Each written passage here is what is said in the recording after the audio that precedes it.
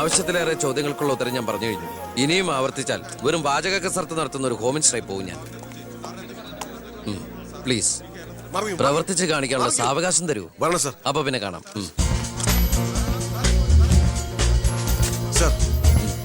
Sir പറഞ്ഞില്ലേ corruption ഇല്ലാത്ത officers. DYSP Anantharaghavan, SI Prathap Varma. Sir please come. നമസ്കാരം sir. Excuse me sir. Sir, ഈ മന്ത്രിസഭ കാലാവധി പൂർത്തിയാക്കും. ക്യാബിനറ്റ് മീറ്റിംഗ് കഴിഞ്ഞിട്ട് പറയാം. 5 കൊല്ലം ഞാൻ ഇവിടെ ഉണ്ട്. മീറ്റിംഗ് കഴിഞ്ഞിട്ട് പറയാം. മീറ്റിംഗ് കഴിഞ്ഞിട്ട് പറയാന്ന് പറഞ്ഞില്ലേ? എന്റെ പേഴ്സണൽ പ്രൊട്ടക്ഷൻ വിങ് എന്ന പേരിൽ സാറും സാറിന്റെ ഗ്രൂപ്പും എന്നോടൊപ്പം ഉണ്ടാവണം സർ. അത് പക്ഷെ എന്നെ പ്രൊട്ടക്ട് ചെയ്യാൻ വേണ്ടിയിട്ടല്ല, ഈ നാടിനെ പ്രൊട്ടക്ട് ചെയ്യാൻ എനിക്ക് നിങ്ങൾ ആവശ്യമാണ്. എന്നെക്കാൾ ഉയർന്ന റാങ്കുള്ള എനിക്ക് കമ്മ്യൂണിക്കേറ്റ് ചെയ്യാൻ എളുപ്പം സാറുമായിട്ട്. പണ്ട് ലാത്തി ചാർജുകൾക്കിടയിൽ സാർ പലവട്ടം എന്നെ ലാത്തിയുമായിട്ട് പരിചയപ്പെട്ടിട്ടില്ലേ സാർ? അതല്ല സർ. പിന്നെന്താ സാർ? ഒരു റിക്വസ്റ്റ് ഉണ്ട്. യെസ്.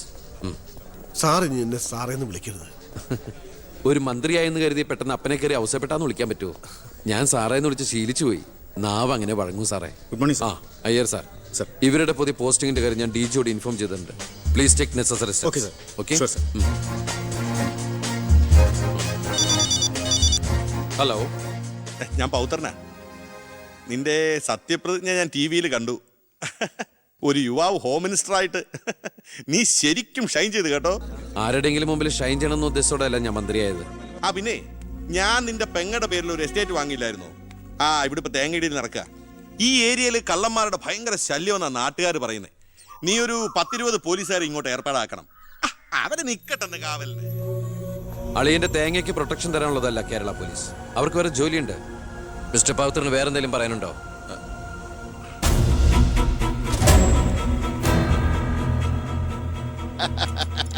പല വകുപ്പുകളും കൈകാര്യം ചെയ്തിട്ടുണ്ടെങ്കിലും ആഭ്യന്തരം ഇതാദ്യാ. മരുന്ന് പയ്യനല്ലേ, അവരെ എക്സ്പീരിയൻസ് ഇല്ലല്ലോ. അതുകൊണ്ട് ഭരണമൊക്കെ ഞാൻ തന്നെയാ. ആയിക്കോട്ടെ, വിളിയോട് വിളി. അത് പിന്നെ വിളിക്കാതിരിക്കൂ. സാറിന്റെ ലേഖനം അപാരം. ഇനി അങ്ങോട്ട് ശുക്രദേശയാ. തട്ട് ചെണ്ടയ്ക്കും തുട്ടുപാരാർക്കും. അങ്ങനെ ഞാൻ ഉദ്ദേശിച്ചത് മന്ത്രിയായതിന്റെ ചെണ്ടോട്ടും ആഘോഷവും. ഇരിക്കേ. അച്ഛാ, ഒരു മിനിറ്റ്. അനുഗ്രഹം മേടിക്കാനായിരിക്കും. ആയിക്കോട്ടെ ആയിക്കോട്ടെ. അച്ഛൻ അവിടെ ഇരിക്കേ. ഇത് മന്ത്രിയുടെ കസേരയല്ലേ? ഇവിടെ ഇരിക്കേണ്ട ഞാൻ ഇവിടെ ഇരുന്നില്ലെങ്കിൽ അവിടെ പട്ടി കയറി ഇരുന്ന് ഇറങ്ങി. ഞാൻ ഉദ്ദേശിച്ചത് ഒരു ബനാന ടോക്കാണ്. പഴഞ്ചൊല്ല് കയ്യിൽ നിന്ന് പോയി ഉണ്ടായിരുന്നു. അച്ഛൻ ഒരുപാട് കൊല്ലായിട്ട് ഈ നാടിനു വേണ്ടി കഷ്ടപ്പെടുന്നതല്ലേ? ഇനി കുറച്ചു കാലം റെസ്റ്റ് എടുക്ക്. നമുക്ക് ആരോഗ്യമൊക്കെ നോക്കണ്ടേ?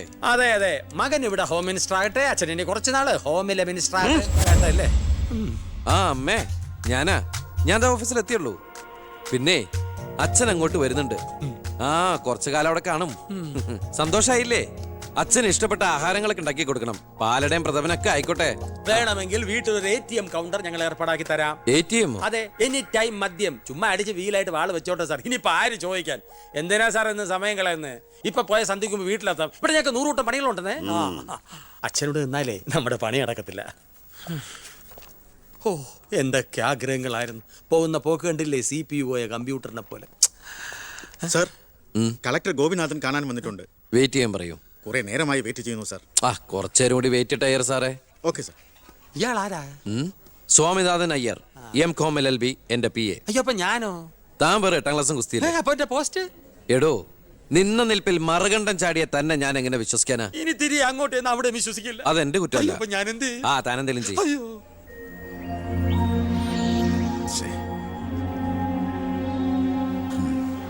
Hello mister Gopinath. ഹായ്. താനെന്താണ് ഇവിടെ? മിനിസ്റ്റർ. I am sorry. തന്റെ ബ്രദറിലോ ആണല്ലോ ഹോം മിനിസ്റ്റർ. എടോ, താൻ ഇവിടെ കളക്ടറായിട്ട് 3 വർഷം തയ്യാറായില്ലേ? ദൂരത്തേക്ക് ഒരു ട്രാൻസ്ഫർ വരും മുമ്പ് ഇവിടെ തന്നെ ട്രൈ ചെയ്തൂടെ ഹോം സെക്രട്ടറി ആയിട്ട്? സത്യത്തിൽ ഞാൻ അതിനുവേണ്ടി തന്നെ വന്നത്. പക്ഷെ അളിയനകത്ത് ഭയങ്കര തിരക്ക്. Anyway, okay then, best of luck. Thank you. കഷ്ടം. മണിക്കൂർ 2 ഞാൻ കാത്തു നിൽക്കുന്നേ. എന്തൊരു തിരക്കായിരുന്നളിയാ. കേറിയപ്പോ തന്നെ ഇങ്ങനെ ഫയലിലേ. അളിയനും അച്ചമ്മയ്ക്കും വീട്ടില്. ഇത് ഹോം മിനിസ്റ്ററുടെ ഓഫീസാണ്. Call me sir. അങ്ങനെ വിളിക്കണമെന്ന് ഞാൻ പറയില്ല സർ. എന്തായാലും വിളിച്ചു പോയില്ലേ, ശീലായിക്കോട്ടെ. കണ്ടിന്യൂ ചെയ്തോളൂ. Anything official? No sir. Official meeting with the collector scheduled at tomorrow 10:30 AM. Okay, so see you tomorrow. Sir, സാറിന്റെ അമ്മായച്ചനല്ല ഇപ്പൊ മന്ത്രി, അളിയനാ ആള് സ്ട്രെയിറ്റാ. വെള്ളച്ചിലൊന്നും നടക്കുകയല്ല. എനിക്കിട്ടും കിട്ടി തട്ട്. വിട്ടോ എന്തൊരു സ്ട്രിക്റ്റ്.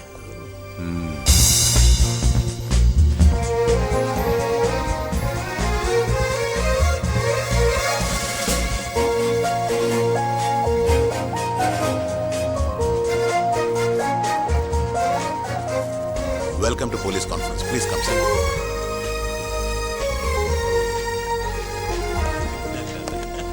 അളിയനെത്തി. ആ കൺഗ്രാറ്റ്സ് അളിയ. Mister D G P, sir. നിങ്ങളുടെ പോലീസ് ഓഫീസേഴ്സ് ഹോം മിനിസ്റ്ററെ കാണുമ്പോൾ എങ്ങനെയാണ് ബിഹേവ് ചെയ്യുന്നത്? Mr. Harshan, don't you know as per protocol you have to salute your superiors? Salute the Home Minister. Sir. That's it. Keep it up.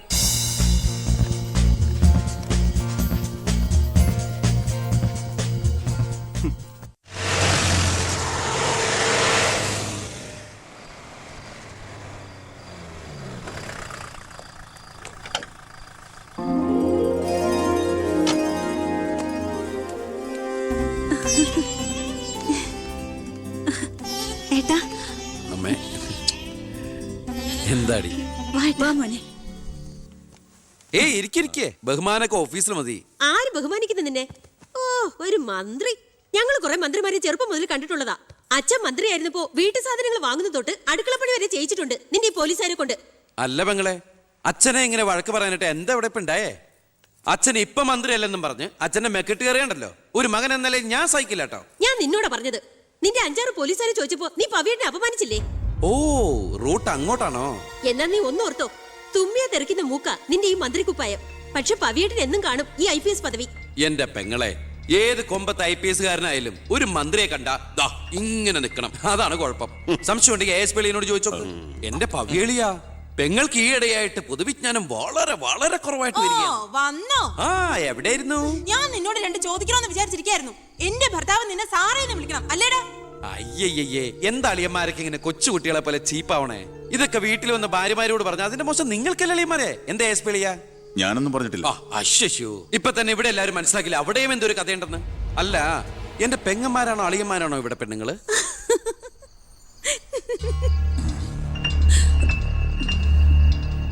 അച്ഛാ, അച്ഛനെങ്കിലും ഒന്ന് പറഞ്ഞു കൊടുത്തൂടെ കുട്ടികൾക്ക് ഓഫീസ് വേറെ വീട് വേറെ എന്ന്? എന്നെ മന്ത്രി കസേരന്ന് എഴുതിപ്പിച്ചു വിട്ടാൽ എന്നോട് മിണ്ടാൻ വരണ്ട. ഞാനല്ലോ എഴുന്നേപ്പിച്ചു വിട്ടത്, ജനങ്ങളല്ലേ. അച്ഛൻ ഇനിയെങ്കിലും മനസ്സിലാക്കണം, പൊതുജനം കഴുതയല്ലെന്ന്. അതെങ്ങനെയുണ്ട് അളിയന്മാരെ? എല്ലാരും പോവാണോ? നീ ഉച്ചയ്ക്ക് ഊണ് കഴിക്കാൻ വരുമെന്ന് കരുതി നിനക്ക് ഇഷ്ടപ്പെട്ട പാൽപ്പായസം വരെ ഞാൻ ഉണ്ടാക്കി. അമ്മയ്ക്ക് അറിഞ്ഞൂടെ അമ്മേ മന്ത്രിമാരുടെ തിരക്കൊക്കെ? നീ ഇരിക്കെ. അതെ, ഇവിടെ ഇരുന്നാൽ എനിക്ക് ഇങ്ങോട്ട് ഇറങ്ങൂല്ല അമ്മേ. ഇനി ഞാൻ ഇന്ത്യൻ പ്രധാനമന്ത്രി ആയാലും എനിക്ക് അടുക്കളയിൽ ഇരുന്നാലും ഇറങ്ങും. അതിന്റെ സ്വാദം വേറെ തന്നെയാ. അമ്മ ഇങ്ങോട്ട് വന്നേ. ഇവന്റെ ഒരു കാര്യം.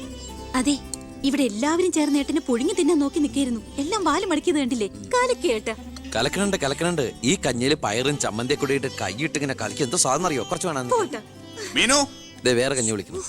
ഞാൻ തമാശ അമ്മ. എത്ര നേരം അവിടെ നിന്നെ വിളിച്ചു പോകുന്നു? എന്താടി ചെവി കേട്ടൂടാ നിനക്ക്? നിന്റെ ആങ്ങളെ കൂട്ടാനോ അയാളുടെ പുളിച്ച കോമാളിത്തരം കേട്ട് പൊട്ടിച്ചിരിക്കാനല്ലോ നിനക്ക് നേരം? നിന്റെ 2 ചേച്ചിമാരെ കണ്ട് പഠിക്കടി. അവര് ഭർത്താക്കന്മാരെ ശരണം പറഞ്ഞ് ജീവിക്കുന്ന കണ്ടില്ലേ? അതെങ്ങനെയാ? കണ്ണി കണ്ടവരോടൊപ്പം കറങ്ങി നടന്നൊരു വിഴുപ്പിനല്ലേ എന്റെ അല്ലെ കെട്ടിവെച്ചത്? അനാവശ്യം പറഞ്ഞാണ്ടല്ലോ. കുന്നുകളയും ഞാൻ. അറിയില്ല നിനക്കെന്നെ. എന്റെ മനസ്സാരെങ്കിലും വേദനിപ്പിച്ച അത് ഞാൻ നിന്നോട് തീർക്കും. അളിയ, ഒരു മിനിറ്റ് ഒന്നും വന്നേ. ഞാനെന്തോ പറയണോന്ന് വിചാരിച്ചല്ലോ. കഞ്ഞി കുടിച്ചോണ്ടിരിക്കും. എനിക്കെന്തേലും ദേഷ്യം തോന്നിയ, വിഷമം തോന്നിയ ഞാനത് നേരിട്ട് തീർക്കും. മേലാൽ ഇത് ആവർത്തിക്കരുത്. എന്താടാ അവിടെ ഒരു ശബ്ദം കേട്ടത്? വിഷു ഒക്കെ ആവാറായില്ല അമ്മ. ഞങ്ങൾ വെറുതെ പടക്കം പൊട്ടിച്ചളിച്ചാ. ഗുഡ് നൈറ്റ് അളിയ. അമ്മ ചെന്ന് കഞ്ഞി കുടിക്കേ.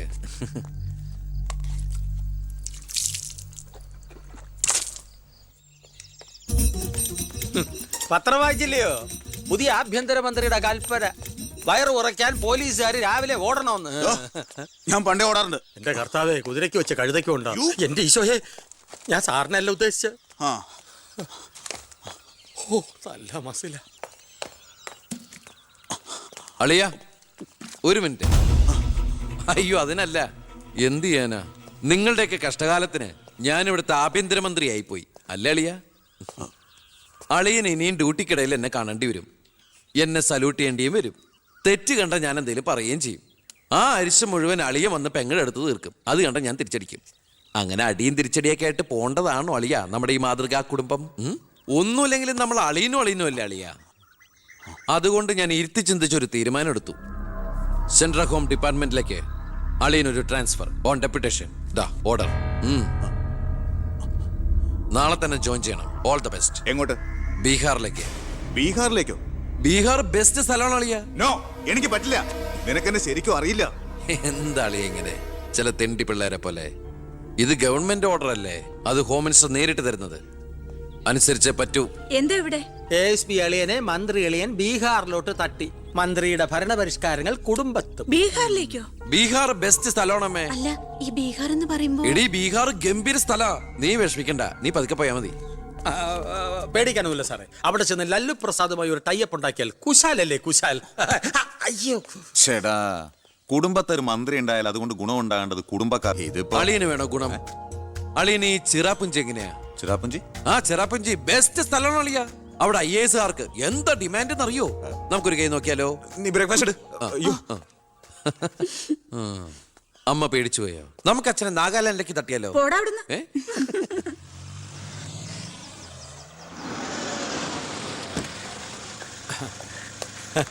നമസ്കാരം. നമസ്കാരം. Good morning. Good morning. മനസ്സിലായില്ലേ? മേഴ്സി വർഗീസ്, ഇവിടുത്തെ ഫേമസ് പബ്ലിക് പ്രോസ്റ്റിറ്റ്യൂട്ടാ. പഴയ ജോലിയൊക്കെ നിർത്തി ഇപ്പൊ അച്ഛന്റെ കേസ് മാത്രമേ എടുക്കൂ. കൂടെ കയറിയങ്ങ് പോ. വൃത്തിയിട്ടവനെ, താനാ പറഞ്ഞതിന്റെ അർത്ഥം എനിക്കറിയോ? വേശ്യെന്നാ.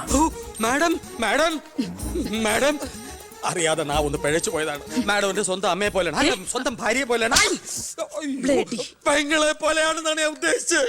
എന്താ ഇവിടെ ബഹളം? കയ്യും കബളും കൂടെ കൂട്ടിമുട്ടിയതാ. ഓ, ഈ കള്ളനായിരുന്നോ? ഞാൻ കള്ളനല്ല, കള്ളന് കഞ്ഞി വെച്ചു. സെക്യൂരിറ്റി, തൂക്കിയെടുത്ത് പുറത്താക്കണോ ഇവനെ? ഞാൻ ഉദ്ദേശിച്ചത് ഇയാൾ ഒന്നും ഉദ്ദേശിക്കണ്ട. മേലിൽ മുറ്റത്ത് കാലി കുത്തിപ്പോരുത്. ഞാൻ ഈ കാല് എന്റെ ഉദ്ദേശങ്ങളൊന്നും പഴയതുപോലെ ഫലിക്കുന്നില്ലല്ലോ. തെളിവുകളും സാക്ഷിമൊഴികളും അനുകൂലമാണെങ്കിൽ പിന്നെ ഒന്നും പേടിക്കാനില്ല. സെൽഫോൺ ഒരു പ്രധാനപ്പെട്ട തെളിവല്ല. അതിലേക്ക് ആർക്ക് വേണമെങ്കിലും വിളിക്കാം, തിരിച്ചും വിളിക്കാം. പക്ഷേ ശാലിയുടെ സാക്ഷിമൊഴി പ്രധാനമാണ്. അതിലൂടെ മാത്രമേ വെട്ടൂർ ശിവനും ഈ കൊലയും തമ്മിലുള്ള ബന്ധം വാദിഭാഗത്തിന് തെളിയിക്കാൻ പറ്റൂ. ഈ വെട്ടൂർ ശിവൻ നിരപരാധിയാണെങ്കിൽ അച്ഛനും നിരപരാധിയാണ് അല്ലേ മാഡം? അതെ. അപ്പോ എങ്ങനെയും ശാരിയുടെ മൊഴി നമുക്ക് അനുകൂലമാക്കണം. അച്ഛൻ ആ കുട്ടിയോടൊന്ന് സംസാരിച്ച. ഓ, ഇവിടുത്തെ പഴയ ബാല്യക്കാരുടെ മോളാ അവള്. ഇനി ഞാൻ അവളെ കാല് പിടിക്കണമെന്ന് പറഞ്ഞാ? അച്ഛാ, ഇപ്പൊ ആവശ്യം നമ്മുടെതാ. അവൾ അനുസരിക്കും. അതിനുള്ള തന്ത്രങ്ങളൊക്കെ അച്ഛൻ അറിഞ്ഞൂടെ?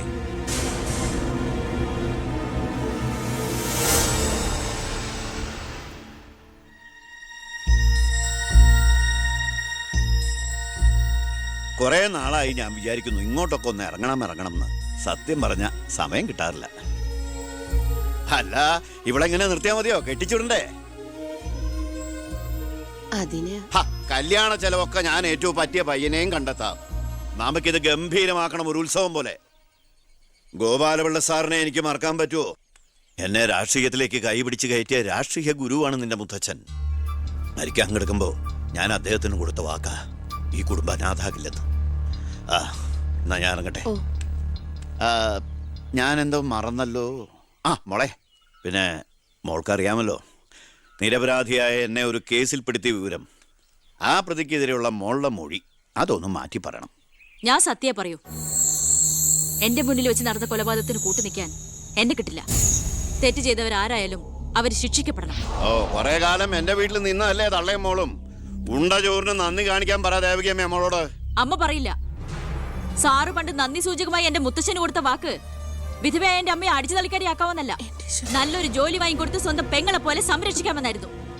സാറിന്റെ വീട്ടിലെ കരിയും പുകയും കൊണ്ട് എല്ലും മുറിയെ പണിയെടുത്തിട്ട് തന്നെയാ എന്റെ അമ്മ എന്നെ വളർത്തിയത്.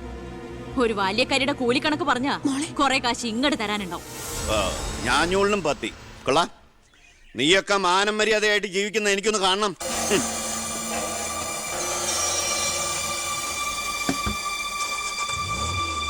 എടാ ഞാനാ.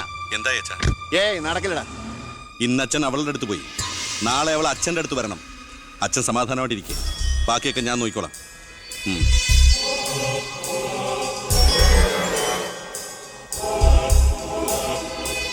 ഞാനാ. പേര് ശാരിക.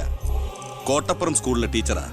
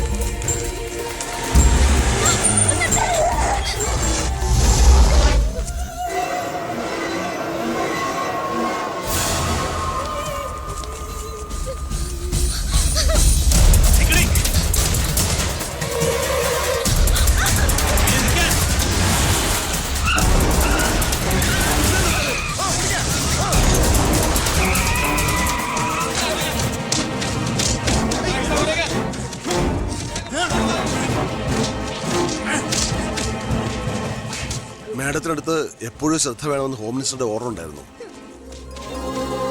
വരട്ടെ, പിടിച്ചു കയറ്റില്ല അതിനെ.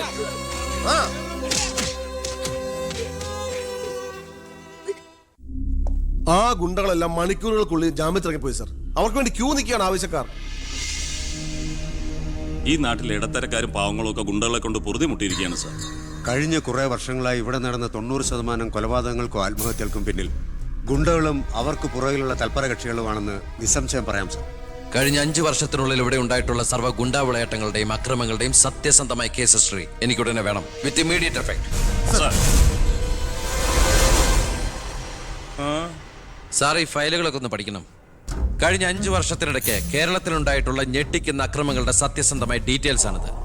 300-ലേറെ കൊലപാതകങ്ങൾ, 2000-ലേറെ ആത്മഹത്യകൾ, 3000-ലേറെ ആത്മഹത്യാ ശ്രമങ്ങൾ, അക്രമങ്ങളിൽ അംഗമംഗം വന്നവർ 6000-ലേറെ. എന്നിട്ടോ ബന്ധപ്പെട്ട കേസുകളിൽ ശിക്ഷിക്കപ്പെട്ടത് വെറും 12 പേർ.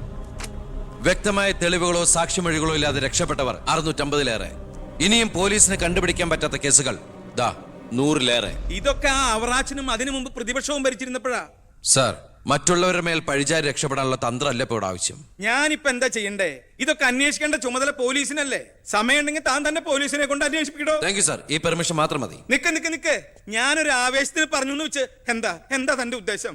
സാർ, ഞാൻ പറഞ്ഞില്ലേ ഈ അക്രമങ്ങളുടെ എല്ലാം പിന്നിൽ ഗുണ്ടകളാണെന്ന്. അതൊക്കെ ആർക്കും അറിയാൻ പാടില്ലാത്തത്. എങ്കിൽ പിന്നെ ഈ ഗുണ്ടാവിളാട്ടം നമുക്ക് അങ്ങ് അവസാനിപ്പിച്ചൂടെ സാർ? ഈ നാട് നന്നാവണമെങ്കിൽ, ജനങ്ങൾക്ക് പേടി കൂടാതെ ജീവിക്കണമെങ്കിൽ കേരളത്തിൽ അടിയന്തരമായി ഗുണ്ട ആക്ട് നടപ്പാക്കിയേ പറ്റൂ. അതെ സാർ, നമ്മുടെ അയൽ സംസ്ഥാനത്തെ മുഖ്യമന്ത്രി ആക്ട് നടപ്പാക്കിയില്ലേ? എടോ, അവരൊരു സ്ത്രീയാ, അവർക്ക് എന്തു ആകാം. അവരെ തൊട്ടാൽ പീഡനം, സ്ത്രീ പീഡനം. എന്നെ തട്ടിയാ എന്റെ കുടുംബത്തിന് പോയി. സാർ, സാറിന് ഒരു പോറൽ പോലും സംഭവിക്കില്ല. ഇതിപ്പോ പോറലല്ലോ, ഓട്ടയല്ലേ വീഴാൻ പോണത്. ഓട്ട ഈ വെടിയുണ്ടിയും കത്തിയൊക്കെ കയറുമ്പോണ്ടാവണം ഓട്ട. സാർ, ഞാൻ പറയുന്ന താൻ എന്ത് പറഞ്ഞാലും ഞാൻ സമ്മതിക്കില്ല. ഇതൊക്കെ തനിക്ക് മുൻപരിചയം ഇല്ലാത്തോണ്ട് തോന്നുന്നു മണ്ടത്തരാ. എങ്കിൽ പിന്നെ സാർ ഒരു കാര്യം ചെയ്യും, മുൻപരിച്ചുള്ള ആരെങ്കിലും വെച്ച സാർ അങ്ങോട്ട് ഭരിച്ചോ. ഞാൻ രാജിവെക്കാൻ പോവാ. നീ എനിക്ക് ഹാർട്ട് അറ്റാക്ക് ഉണ്ടാക്കുന്ന വർത്താനം പറയരുത്. നീ രാജിവെച്ച് പോയാ എന്റെ മന്ത്രിസഭ മൂക്കൂത്തി വീഴില്ലേ? എങ്കിൽ എന്റെ വഴിക്ക് വരേണ്ടി വരും. നീ പറയണേല് കാര്യമുണ്ടെന്ന് എനിക്കറിയാം, പക്ഷെ നിനക്കൊരു കാര്യം അറിയില്ല. ഇവിടുത്തെ എല്ലാ രാഷ്ട്രീയ പാർട്ടികളുടെയും നിത്യോപയോഗ സാധനങ്ങളിൽ ഒന്നാണ് ഈ ഗുണ്ടകൾ. അതുകൊണ്ട് ഭരണകക്ഷിയും പ്രതിപക്ഷവും ഇതിന് സമ്മതിക്കില്ല. ഈ ബില്ല് നിയമസഭയിൽ പാസ്സാവൂല. അറിയാം സാർ, ആദ്യം നമുക്ക് മന്ത്രിസഭ കൂടി തീരുമാനിക്കാം. ഗവർണറെ കൊണ്ട് സ്പെഷ്യൽ ഓർഡിനൻസ് പുറപ്പെടുവിച്ച് ഈ ഗുണ്ട ആക്ട് നടപ്പിലാക്കാം. എന്നിട്ട് 6 മാസത്തിനുള്ളിൽ നമുക്ക് നിയമസഭയിൽ പാസ്സാക്കിയെടുത്താൽ മതി. ആ 6 മാസം മതി എനിക്ക് കേരളത്തിലെ സർവ്വ ഗുണ്ടായുസം തുടച്ചു നീക്കാൻ. അല്ല, ഈ താങ്ക് യു സാർ. ഗുണ്ടകളെ എനിക്ക് വേണം.